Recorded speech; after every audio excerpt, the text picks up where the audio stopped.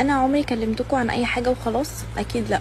فاكرين لما عملت لكم ريفيو عن الزيت ده اللي هو بتاع التطويل وكثافه الشعر واللي هو بيوقف التساقط والكلام ده كله؟ ساعتها قلت لكم اول لما الاقي منه نتيجه هطلع اقول لكم على طول. فانا جايه اقول لكم ان والله العظيم شعري طول بطريقه، يعني انا ما كنتش متوقعه اللي هو هيطول الطول ده في الفتره دي. فاهمين قصدي؟ اللي هو طول عن المده الطبيعيه. يعني مثلا لو بيطول شويه قد كده في شهر، لا هو طول نفس الشويه دول بس في حوالي 15 يوم. انتوا فهمتوا قصدي ايه؟ فهو فعلا بيساعد ان هو بيطول في فتره اقصر بكتير. وغير ده كله هو الحمد لله وقف التساقط. بالنسبه بقى للفراغات فلسه، يعني انا لسه ما خلصتوش، بس خلاص فاضل فيه حاجه بسيطه يعني. فانا طالعه اقول لكم ان الزيت ده خطير قوي وريحته حلوه قوي وبيدي مفعول بسرعه قوي قوي قوي.